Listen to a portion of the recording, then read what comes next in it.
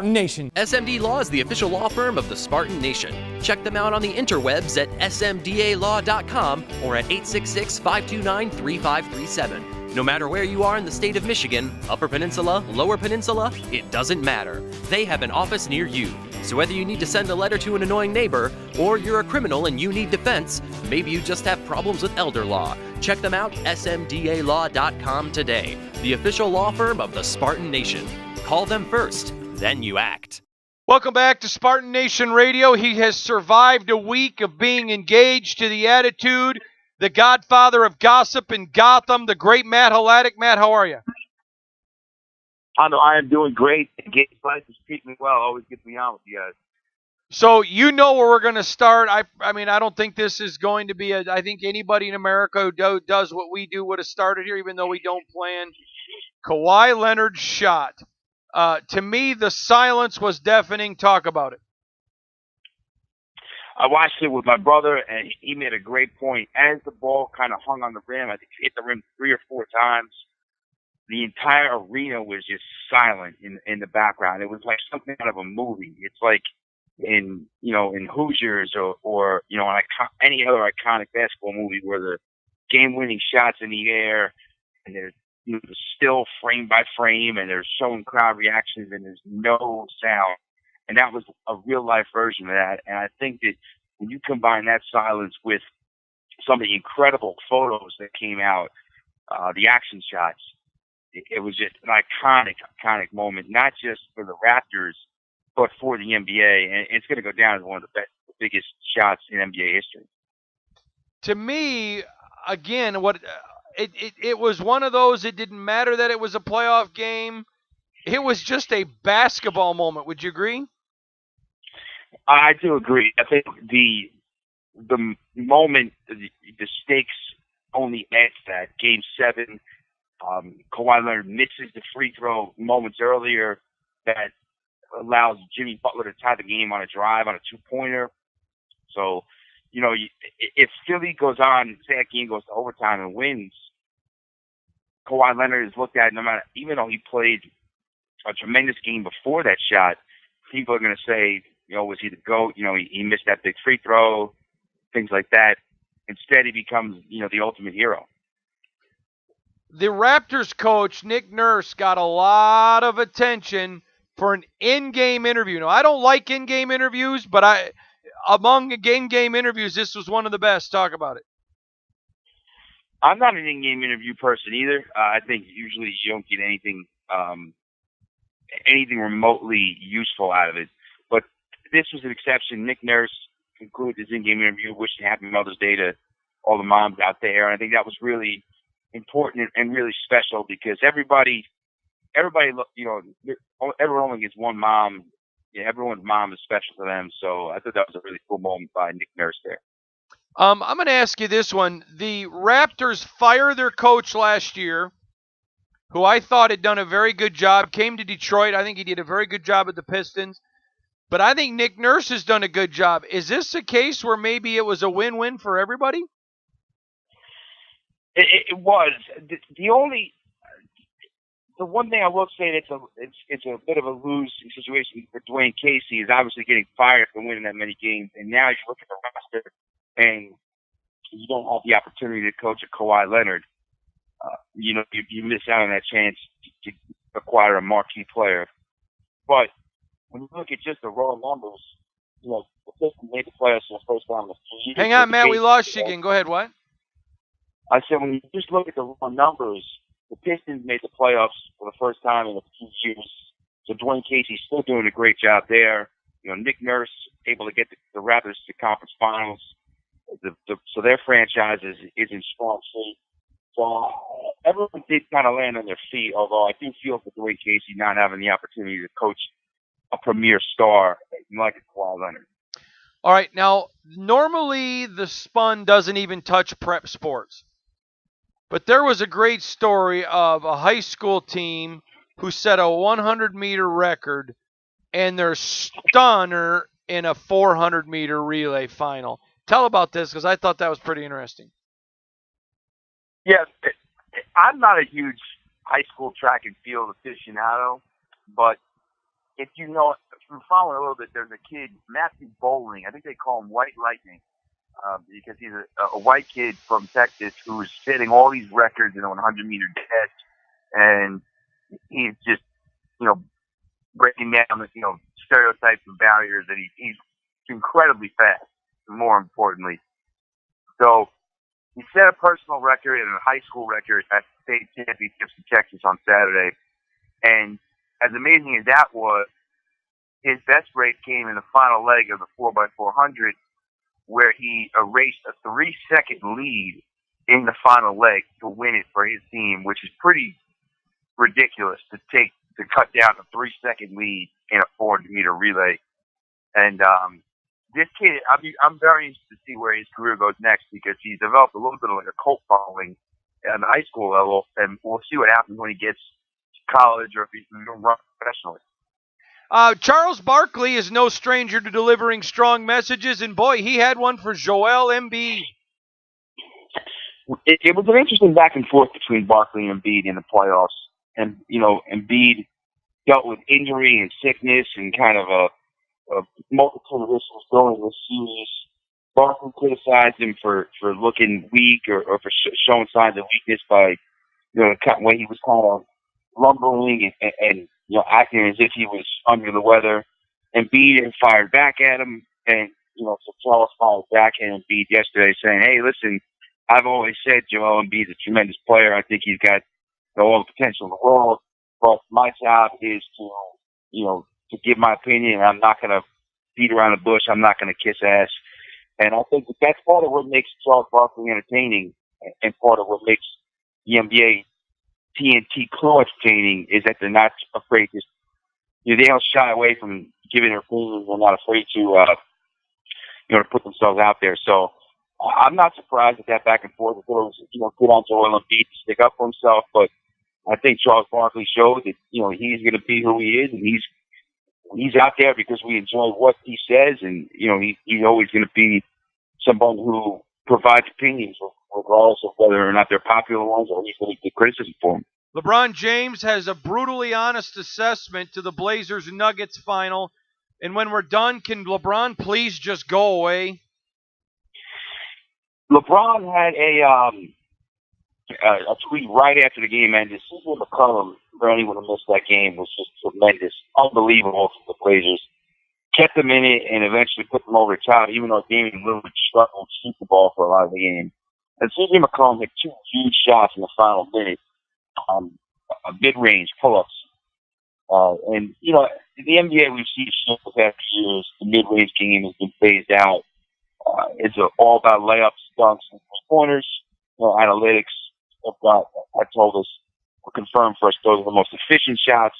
The teams are really stretching them in their offensive attacks. But LeBron said, he had a message. Anyone who says the mid-range is dead, look at the end of that game, and it spurred up a little bit of debate over, whether LeBron was right to criticize analytics or criticize, numbers, when a lot of people who are numbers people are so big proponents of LeBron's game and have used those numbers to, break down why he's one of the best of all time. But I do think there's an underlying point there for LeBron and others have made about mid-range.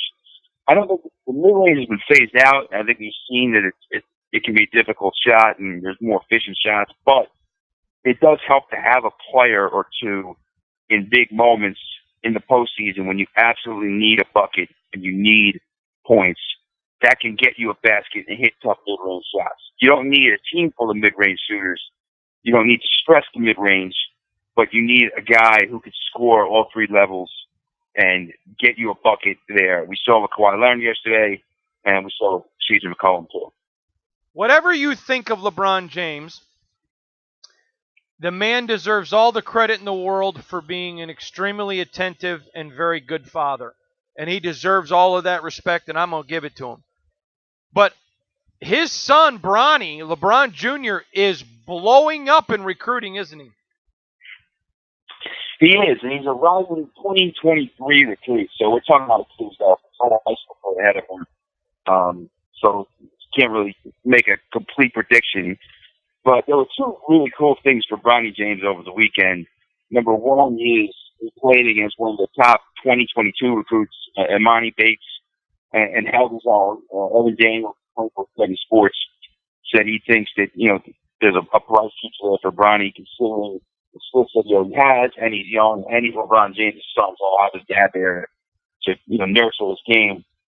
And the other cool moment, and we didn't have it, I don't think, on our front page, but you can find it on the Spun, is LeBron James was at one of his son's AAU games, and Bronny hit a couple of big shots, and you cut to LeBron on the sideline, and he's celebrating like he just made a huge shot, in the NBA playoffs. He's going nuts, and he's just being a dad. And I thought that was a really cool moment because whether you love or hate LeBron as a player or whatever, the dude is a really legitimately, like you said, a good dad, and he's there for his kids. And it was a really cool moment to see, hey, this guy's one of the most famous people in the world, one of the greatest basketball players of all time, and he's still just a dad at heart. Yeah, pretty interesting stuff. Matt, I want to get to a major league game. I've seen him suspended for snow. I've seen him suspended for rain. I've seen him suspended for a lot of stuff, but a power outage?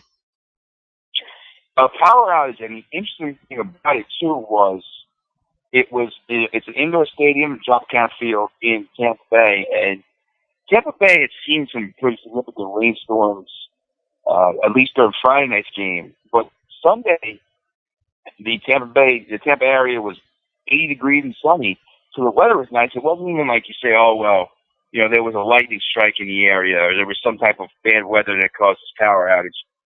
There was a power outage at the Trop, about a 45-minute delay in the top of the ninth inning, and it didn't really have a major effect on the game. The Yankees were winning 3-1. They ended up scoring a few runs at the top of the ninth and won 7-1, so it didn't really affect the impact of the game. But to me, it was another example of the Trop is just not a good place for baseball. I mean, this is actually, I think, the third or fourth time recently that we've seen power outages in that Tropicana Field over the past 4 or 5 years. We already know about the attendance issues that the Rays have, and the Rays have a pretty fun, quality team. The Trop's just not a good place for baseball. It's a very dank, kind of dingy sort of environment. Okay, so now we know that Porzingis had something happen in a Latvia street confrontation. Tell people what's going on with Porzingis. Why is he there? What's going on? What's the latest? Porzingis is a native of Latvia, so he's back there in his home country for the off season, or at least for this part of the off season. He was back, and he was over the weekend. He was in his hometown, and he was out and about. It looked like it was during the day at like a bar or a nightclub or something, and he apparently got into a confrontation. The latest reports, at least what the Mavericks are saying from their investigation and some of the news reports, is that he did not start it. A group of fans was giving him some slack about changing teams and being traded, and it ended up, it almost like he was jumped. That's what the latest news as of, Sunday night had said, that he had not started it. Obviously, that's a good thing. You don't want your player, getting involved in the competition at all, but you definitely don't want him being the one who was the catalyst and got things going. But it's just a rough look for Porzingis, considering he's had, a bit of a rough off season he's still bouncing back from knee surgery. He didn't play all last year, and he had some different allegations of some off-court stuff and sexual assault and things like that. So not a great off season for the Unicorn. So we know that the Lakers hire Vogel, and then they bring in Jason Kidd as his top assistant. I am not a big fan of Stephen A. Smith, but one thing that guy is absolutely locked in and connected to the NBA. He says it's kind of a ruse. Kidd's going to take over. Go into detail. 100%, I agree with that assessment of Stephen A. He's plugged in the NBA, and he said basically that the Lakers, given some of the PR issues they've had, they did not want to hire Jason Kidd off the bat, considering he has his own myriad issues, with domestic violence and DUI and things like that in his past. So this was a way for them to kind of bring him on board and then ease him into the head coaching role. That's why he says they were very adamant about with Monty Williams and Ty Lue, whoever they interviewed. Jason Kidd had to be on their staff. The Jason Kidd, even though he wasn't the head coach, he was the crucial part of their hiring process. He was the guy that was, wasn't had to be proved at any staff. And they're saying, Stephen A. saying that Jason Kidd is only a matter of time before he takes over in LA, which, it's going to be fascinating to follow because Frank Vogel is a quality NBA head coach. He's been in the playoffs multiple times with the Pacers, went to a couple of conference finals. And what is he going to be like here if he's just a placeholder? How does he kind of treat the job? Obviously, he's going to try to treat it and win as much as possible. But that dynamic with a guy on your staff where you're looking over your shoulder doesn't always work out well. It rarely works out well. Now, a story that came out that I liked is, to me, baseball is boring. But baseball, to me, lacks a lot of drama that makes football great and all that. But, boy, one pitcher certainly took off going after his front office. Yes, it was Derek Holland from the San Francisco Giants. Giants really have another rough season in last place in the NL West. And Derek Holland got demoted to the bullpen on Saturday night. And the Giants have had a whole bunch of different roster moves lately with pitchers getting options to the minor leagues and guys going on DL and guys coming up and down from AAA. So it seems like there's some frustration on the roster with, the moves from the front office. And Derek Holland just came flat out and said it. He said, I don't know what they're doing, and I don't mean my manager or any of the coaches. I'm talking about the front office. I'm not sure what's going on. And he said that this was by far the more interesting thing. He said, I did a fake injury, and I'm not happy about it. Before he got demoted, he had come off the injury list for a quick stint with a bone bruise in his left hand, his throwing hand. And he's claiming it was a fake injury, that the team kind of shut him down and used that as an excuse. The Giants president of baseball ops, Farhan Zaidi, addressed it and said, he's saying the word fake because he had the issue in spring training and it lingered. He probably thinks he can pitch through it. That's all, that's all that means. But when you have a player call out from office like that and say, they made me say I was hurt or they made me sit it down even though I was okay, that shows that there's a lot of things going on and none of them are good. Kirby Smart, I don't know if you heard about this, refused to get into a war of words with Dan Mullen. Did you hear about this? Sure, I wrote about it, yep. All right, talk about it.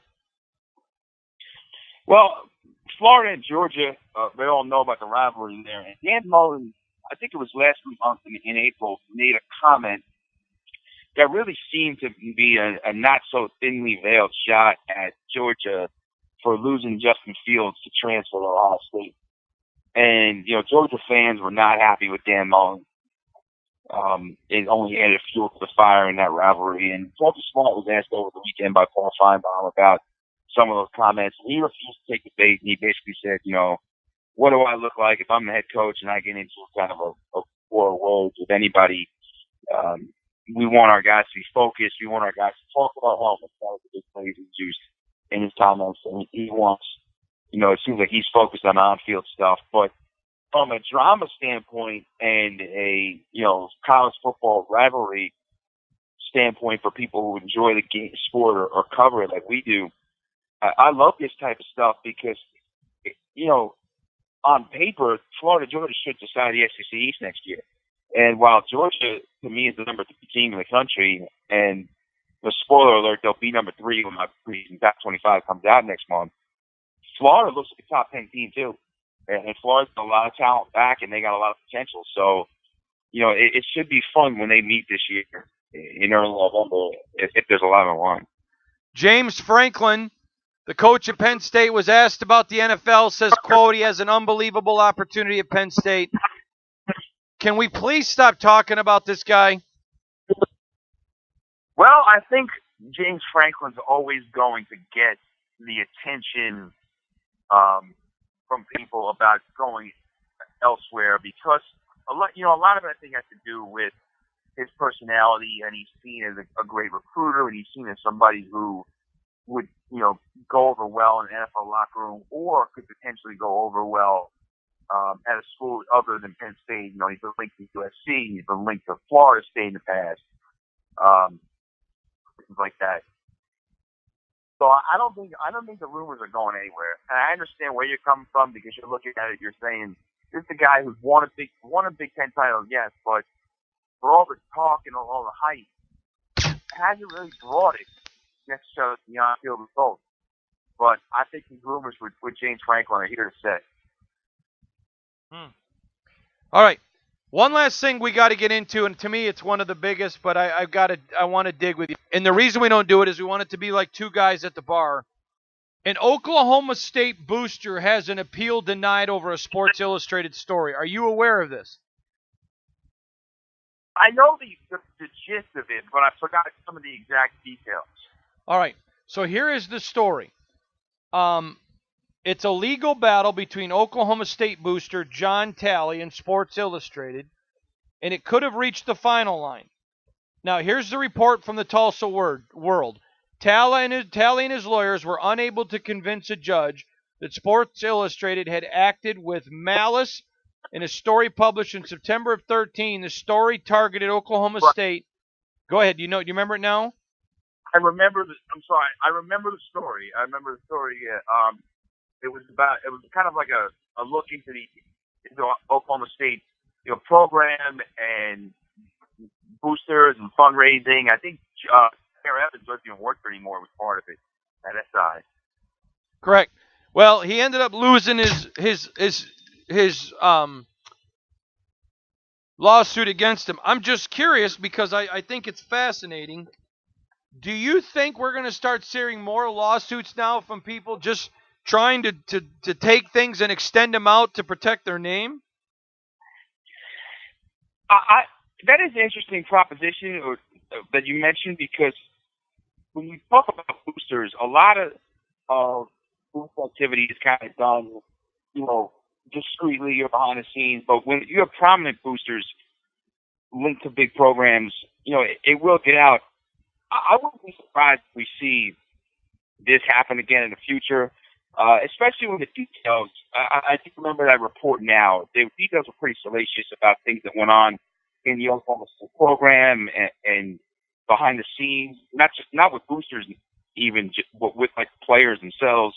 I think when details or accusations are of that nature, you're going to see a lot more legal activity. I think we're in a litigious society, and we're going to see people kind of challenge what's out there, whether it's true or not. They're going to try to protect their name and protect their business. Totally agree. All right, Matt. Wow. 23 minutes of in-depth sports. That was fun, wasn't it? It was. Thank you, brother. Have a good one. The one, the only, the great Matt Holatic from thespun.com. The accent. The accent.